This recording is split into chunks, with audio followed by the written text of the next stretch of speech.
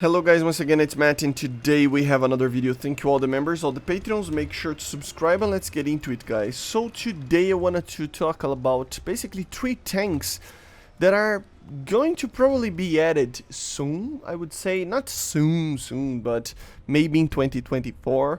And to be honest, the only 3 tanks that are really left, and what I mean about that is that the only 3 MBTs from the nations that we have in game that are really left to be added, you know, because there are many nations that can receive certain vehicles in lower ranks and stuff, but for top tier MBTs with the rank 8 being added right now with the latest patch, we only kind of have 3 options. Okay, so let's talk about the 3 options that we have. The first one, the more normal one, I would say, is the SEPs. Of course, we got the SEP V2, but the SEP V3 and even the SEP V4 could be added to the Abrams lineup in the US Tech Tree.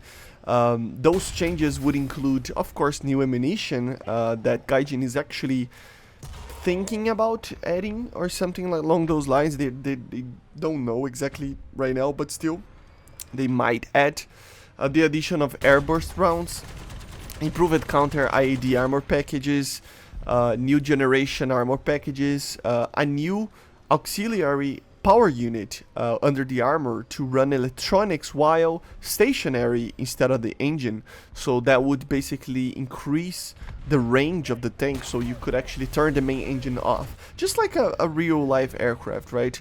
Not that it is used like that, but you would basically save fuel while using a smaller engine that just powers a generator, right? That would be it.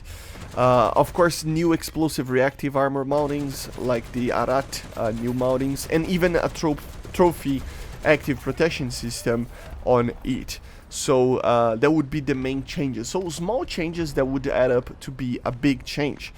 In the SEP V4, maybe would we even have something like a 3rd gen FLIR system, so 3rd gen thermals, right? Improved laser, rangefinders, color red cameras, everything like that, of course. And the main thing is the XM1147 advanced multi-purpose round, so the new AMP round, right? That would basically be substituting the heats and everything like that.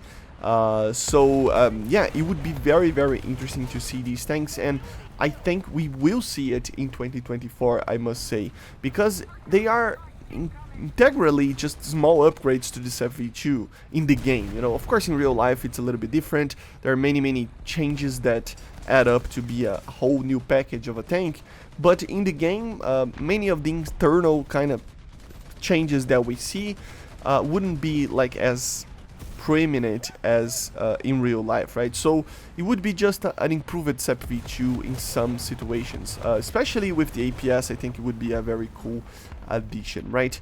The second tank that we probably will see is, of course, new versions of the Leopard 2A7, specifically maybe the 2A7 Plus. That tank, guys, is more made to be an urban combat kind of operation, okay? So you would have more protection around the turret, and you would have a 360-degree protection against RPGs and mines, you know? So it would be basically the same tank we have with kind of an anti-infantry kind of situation going on.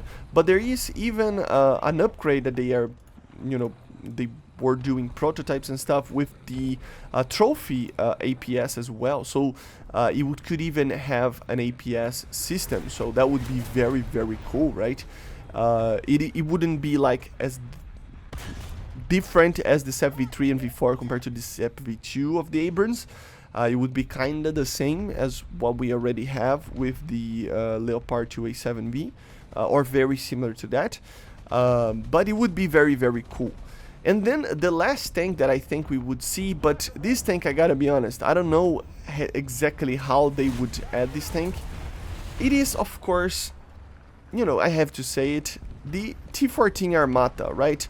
It's a tank that, even though it isn't really in full like product, or I mean, I think it's in production, but it's not like it doesn't have the numbers as other tanks, but still, I mean, we have the Challenger 3, so you kind of can guess that at a certain point they might add the T14, and probably with just the 125, right? I mean, the 152 is, I don't think even being produced right now. I don't know about that, but still, the 125 would already be enough, I think.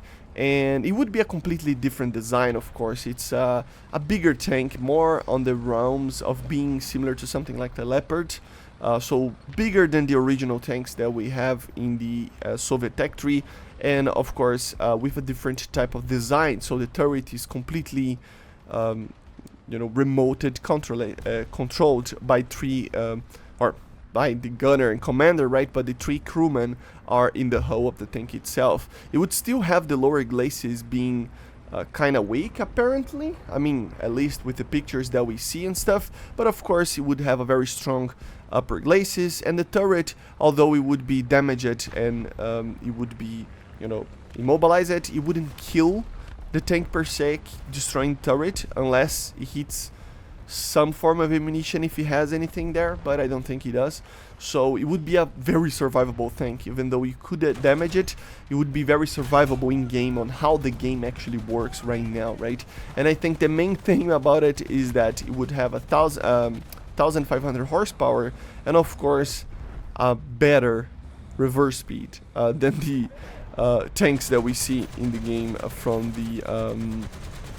the Russians, right? So yeah, that would be the three tanks that I think could be added in 2024. And why am I saying only these three? Because guys, if you take a look, for example, Britain, they already have the Challenger 3. Yes, they can have different versions and etc. in lower ranks, but in general, or even new nations, sub-nations being added there, in a general sense, there is what there will be.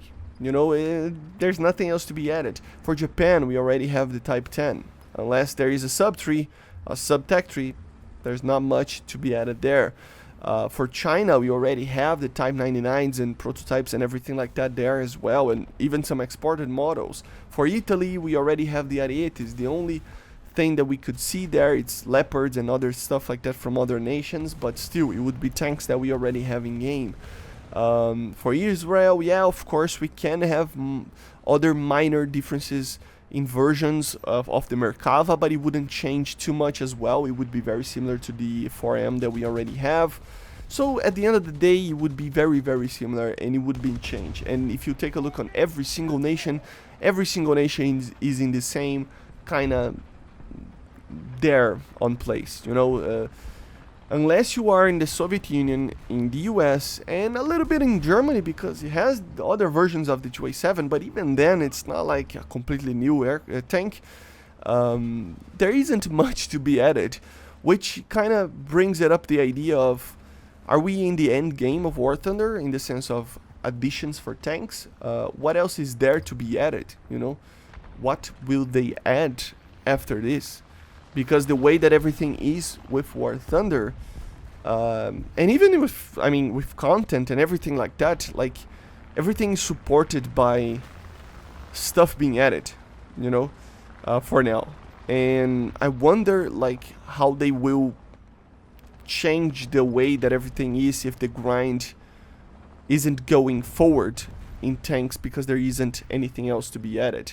We are really, really close to that kind of reaching point that everything will end on that regard, right? I don't know, it's just an opinion.